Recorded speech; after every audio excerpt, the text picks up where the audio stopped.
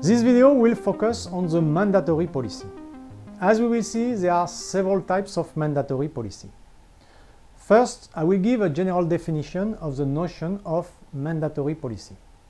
Then, I will present the concept of information flow policy, which is the mandatory policy to prohibit the flows of information that can be exploited by Trojan horses. I will then present the only information flow policy that can be implemented in practice, namely the multi-level security policy, which is also called the mandatory access control policy. And I will show you why this policy can prevent the Trojan horse attacks to which the discretionary access control policy is vulnerable. The definition of the concept of mandatory policy is not always clear in the literature.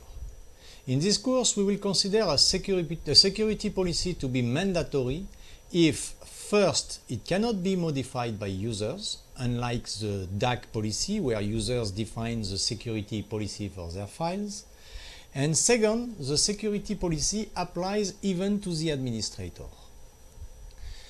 You know that in a DAC system, like Unix DAC system, the super user is like above the law. He has full privileges on the system. This is not the case in systems implementing a mandatory policy. Sometimes the mandatory policy is predefined and cannot be changed, even by the administrator. This is the case of the so-called information flow policy.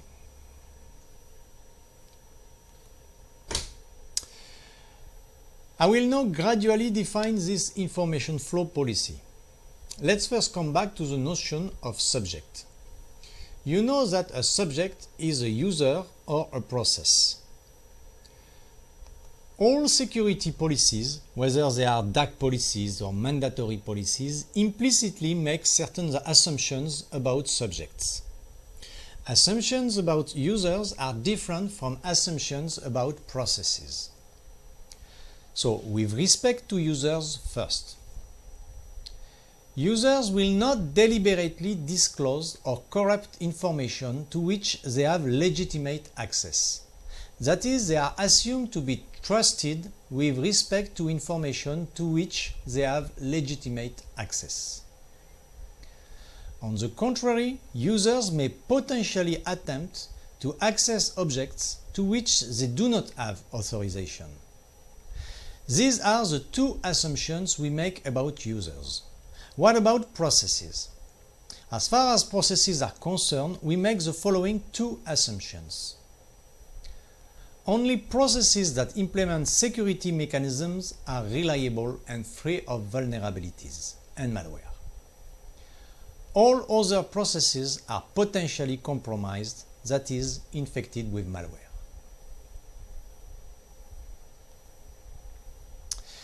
Before going deeper into the information flow policy, let me remind you the inherent vulnerability of the DAC policy to Trojans.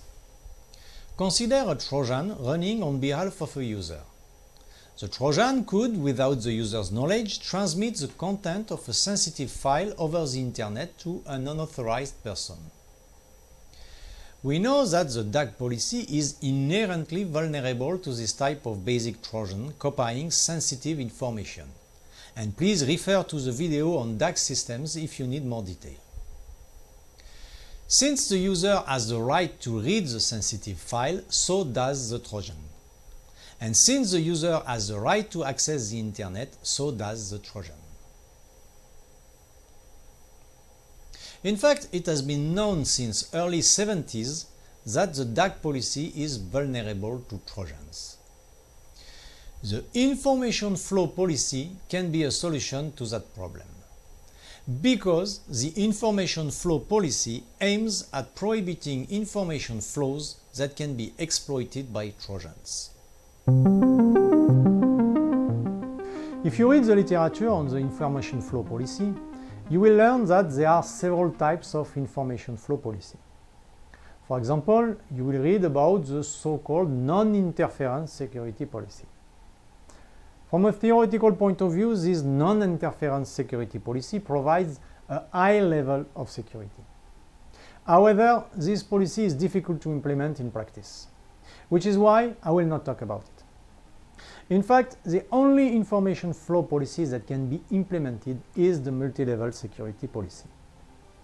The multi-level security policy is generally used in military organizations, where the confidentiality of data is of utmost importance.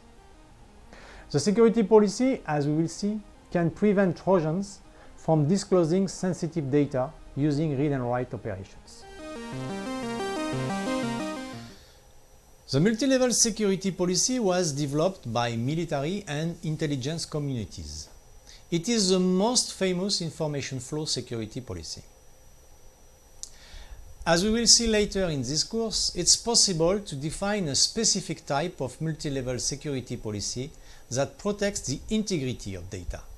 But when people talk about the multi-level security policy, they are in fact referring to the security policy that is used in a military settings and whose aim is to preserve the confidentiality of data.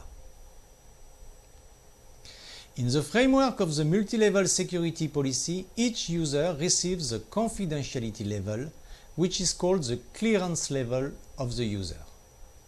This clearance level measures the degree of trust one can have in the user.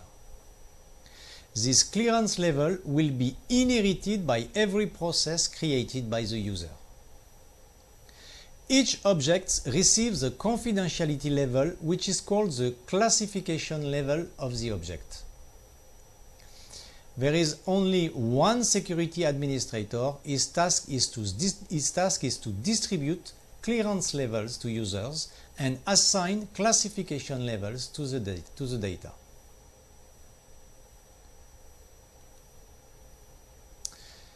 Clearance levels and classification levels are derived from a unique set of totally ordered sensitivity levels.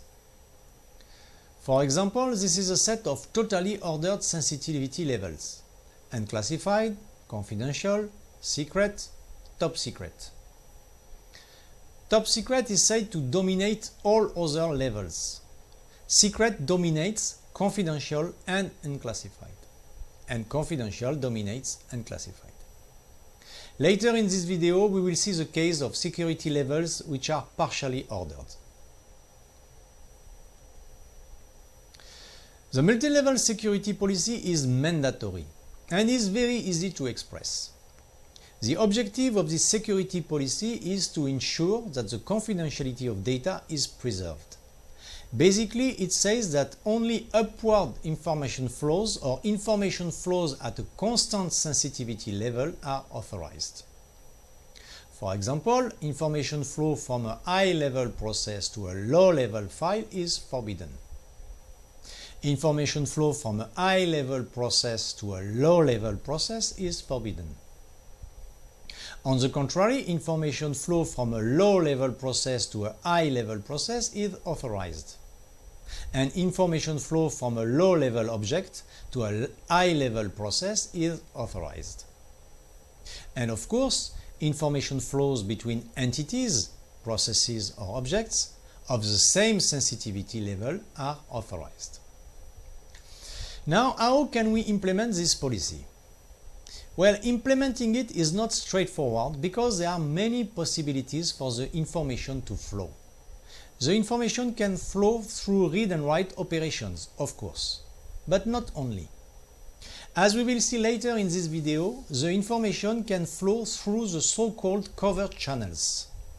So setting up a security mechanism that would exhaustively control all information flows is not feasible.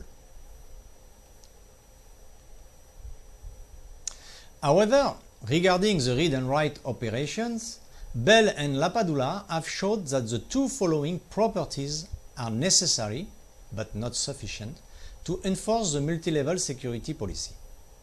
The no-read-up property says that a low-level process cannot read from a high-level file. The no-write-down property says that a high-level process cannot write to a low-level file. Implicitly, other read and write operations, that is, read same, read down, write same, write up, are permitted. So before explaining these different read and write operations one by one, I would like to draw your attention to one point. Why am I referring to the no read up and no write down as security properties and not as security rules? This is because the multi-level security policy is not the no read up and the no write down. The multi-level security policy is the information flow policy that we outlined in the previous slide. The Bell and LaPadula no read up and no write down are only two properties that are necessary to enforce in order to enforce the multi-level security policy. However, these two properties are necessary but not sufficient, since, as I said before, the information can flow by other channels than read and write operations. Not violate the multi-level security policy, since the reading operation implements an upward information flow from a low-level object to a high-level process. There is no violation of confidentiality when reading down. The Bell and LaPadula no read up property is very intuitive. It simply forbids information flows from high-level objects to low-level processes through the read operation. Such downward information flows would indeed violate the multi-level security policy and would clearly violate the confidentiality of the sensitive data contained in the high-level objects. Bidirectional information flows through read and write operations between a process and an object that both have the same sensitivity level do not violate the multi-level security policy. There is no confidentiality violation. Now let us discuss the less intuitive operations. A low-level process writing into a high-level data object does not violate the multi-level security policy, since this writing operation implements an upward information flow from a low-level process to a high-level object. However, the write-up must be a blind write-up. If it were not blind, then it would mean that the write-up operation is in a way preceded by a read-up operation. Now I remind you that reading up is forbidden. So writing up does not violate the multi-level security policy provided the write-up is blind. Saying differently, a blind write-up does not violate the confidentiality of the data contained in the high-level objects. Now you may say, what about the integrity? What if a compromised low-level process corrupts a sensitive high-level file through a write-up operation, a deletion, for example? Well, this can happen, but integrity is not the objective of the multi-level security policy. If a high-level file is corrupted or destroyed, well, we can simply restore it. The only important thing is that the confidentiality of the content of the file remains preserved. Now, of course, completely ignoring the integrity is not realistic. There is a risk that high-level users will no longer trust what they read in high-level files if these files can be corrupted. So in practice, write-ups are very often disabled or severely restricted. The Bell and LaPadula no write down forbids information flows from high-level processes to low-level objects through a write operation. Indeed, such downward information flows would clearly violate the multi-level security policy. However, it's not obvious why the write-down operation would put the confidentiality of some sensitive data at risk. In fact, and I will show you why, the no write-down is the property that makes multi-level systems immune to basic Trojan horse attacks to which DAX systems are vulnerable. And by basic, I mean Trojans exploiting read and write operations. So let us explain this no write down property with an example.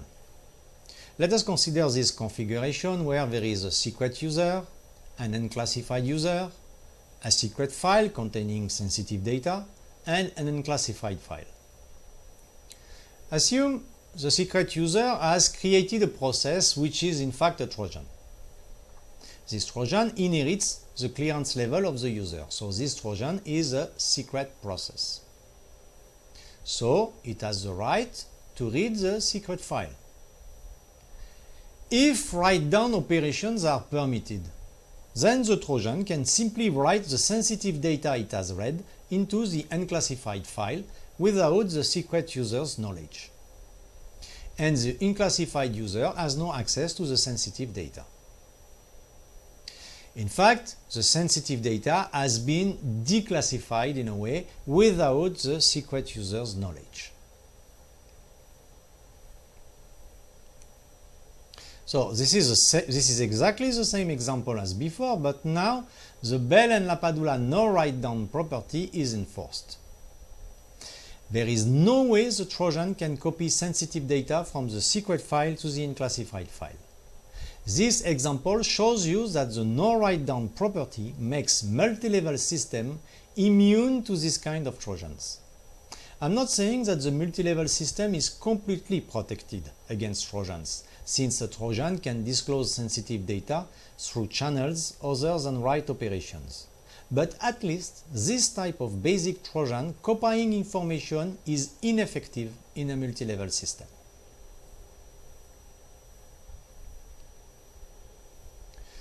No read-up and no write-down can easily be implemented by means of access controls monitored by a security kernel. That's why the multi-level security policy is sometimes referred to as the mandatory access control policy. However, these properties are necessary but not sufficient, so these access controls cannot regulate all types of information flow. Access controls based on the Bell and LaPadula properties cannot prevent covert channel attacks. So I mentioned several times the concept of covert channel. Here is the definition of it. A covert channel is a path that can be used to transfer sensitive information in a way not intended by the system's designer.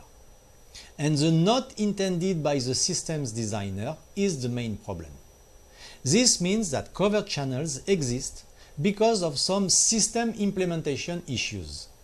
So detecting and controlling them is a problem since they were not supposed to exist. Later in this video, I will present covert channels in more detail.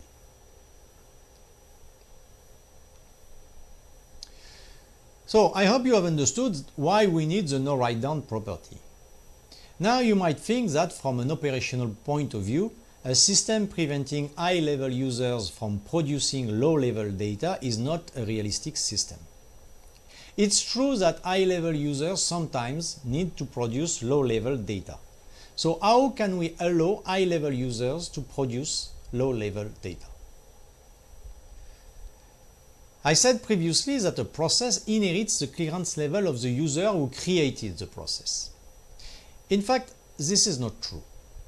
Processes inherit the session level of users, not their clearance level. So what is this session level? The session level of a user is the sensitivity level at which the user logs in. And the user can log in at any session level dominated by his clearance level. For example, a confidential user, that is a user with a confidential clearance level, may log in at the confidential level or at the unclassified level. A confidential user who needs to produce unclassified data must log in at the unclassified session level. So in fact, a high-level user will log in at a high-level session whenever he needs to access to high-level data, but he will log in at a low session level whenever he needs to produce some low-level data. And of course, he will not be able to read high-level data during the low-level session. By adding compartments or categories to sensitivity levels, we can define a set of security levels which are partially ordered.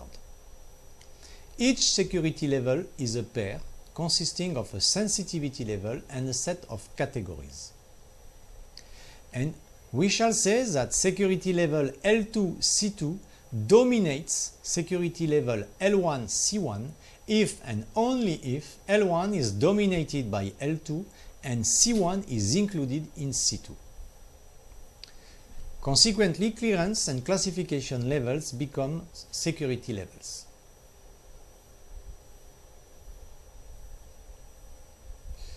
This set of partially ordered security levels form a lattice.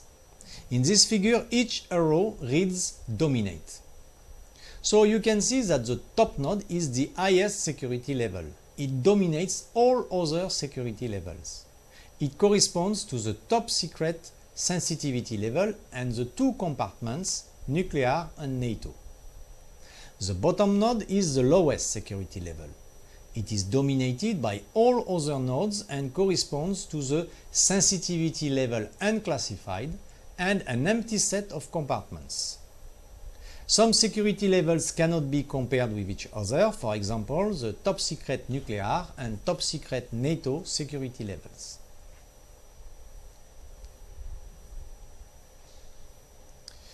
Categories are in fact a way to restrict access to data based on the user's need to know. The need to know represents the type of information which is necessary for a user to perform his task. For example, users must have a need to know in the nuclear domain to access files labeled with the nuclear category. So if a user is trusted up to the top secret sensitivity level, and if his need to know is the nuclear domain, then give that user the top secret nuclear clearance level.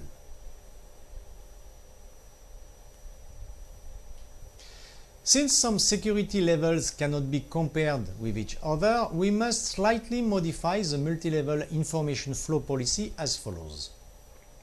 So we are no longer dealing with sensitivity levels, but with security levels.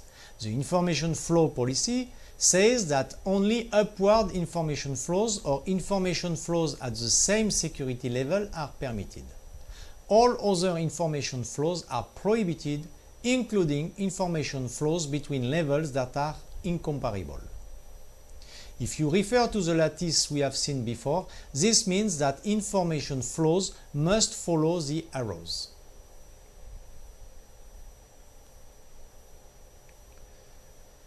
The multi-level security policy cannot be implemented everywhere, since it is a very rigid security policy. It is only adapted to applications where confidentiality of data is of utmost importance. Please note that it is perfectly possible to combine the DAG policy and the multi-level security policy. Access to an object is granted if the access complies with the two security policies. Finally, I would like to mention that the main commercial product implementing the multi-level security policy is Oracle Label Security, where rows of tables are classified. So I showed you that the multi-level security policy is much more robust than the DAG policy against Trojan horse attacks. If a Trojan cannot exploit read and write operations to disclose sensitive data, it can, however, use other communication channels, which are called covert channels. These covert channels are system vulnerabilities that a Trojan can exploit to disclose sensitive information contained in a multi-level security system. So in the last part of this video, I will show you a few examples of covert channels.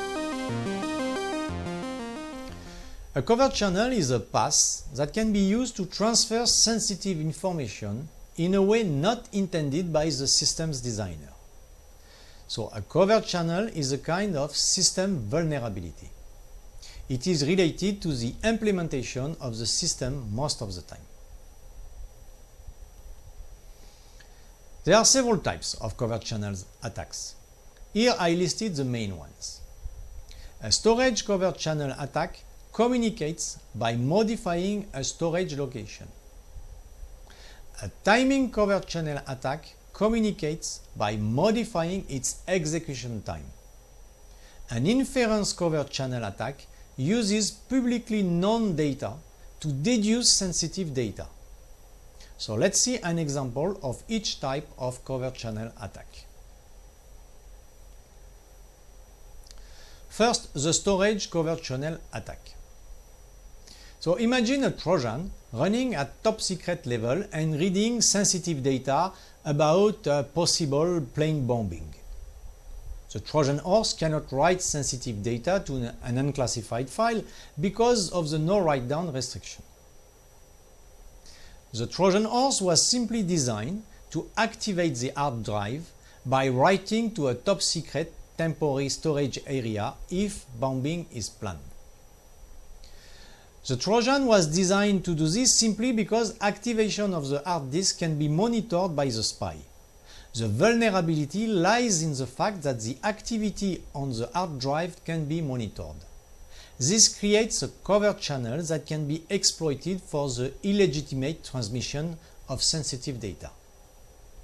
Please note that this example is an example of a very low bandwidth channel, since it can transmit Boolean data only, bombardment or no bombardment.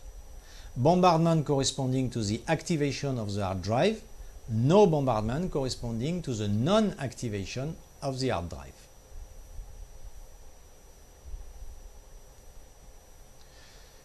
Let us have a look at the timing covert channel attack. Consider again a Trojan running at top secret level and reading sensitive data about a possible plane bombing. The Trojan horse was designed to modulate its execution time depending on the time the attack is planned to begin. The Trojan was designed to do this because processes execution can be monitored by the spy. The vulnerability lies in the fact that the process's execution time can be monitored by the spy. This creates a covert channel that can be exploited for the illegitimate transmission of sensitive data. Please note that this covert channel has a higher bandwidth than the covert channel we have seen in the previous slide, since it can transmit more than Boolean data. Finally, the last type of covert channel we are going to see is the inference covert channel. An inference covert channel is a means by which an attacker can infer sensitive data from non-sensitive data. Inference covert channels can exist in databases or social networks. I said previously that covert channels are due to system implementation issues. In the case of the inference covert channel, things are a little bit different. In general, inference covert channels exist because of some bad database design, yes, and also because the attacker has some external knowledge on the data domain. And by external knowledge, I mean knowledge that the attacker has obtained from a source that does not belong to the target system. So let's try to illustrate this with an example. Consider the following table of employees where salary is sensitive data. This means, for example, that the information Craig's salary is 8,000 is considered sensitive. Suppose we are in the context of a statistical database, which is a database where only aggregation queries are allowed. And suppose there is only one secretary, Alice. Suppose now the attacker knows that Alice is a secretary. This is the external knowledge that the attacker has learned from an external source. The following aggregation queries will simply reveal the salary of Alice to the attacker. The aggregation query on the left counts the number of secretaries. One is returned. The aggregation query on the right returns the sum of the salaries of the secretaries. 6,000 is returned. So from these two queries, the attacker has learned that there is only one secretary and that her salary is 6,000.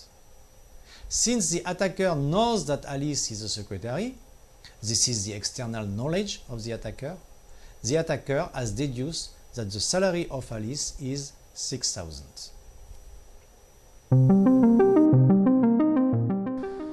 This video was about the multi-level security policy. The multi-level security policy is for organizations handling highly sensitive data where Trojan horse attacks are considered as very dangerous threats. I showed you that the no write-down restriction is the security property that makes multi-level systems immune to basic Trojan horse attacks. However, multi-level systems are not immune against all Trojans, since Trojans exploiting covert channels can illegally transmit sensitive data. There are two approaches to eliminate covert channels. The first is to perform an analysis at the design stage. That is, to carefully design the system, trying to avoid the existence of covert channels. The second is to use different types of methods to detect covert channels in implemented systems. These methods are highly dependent on the target system. They can be heuristic algorithms or methods based on machine learning. The detection and elimination of covert channels is an active area of research.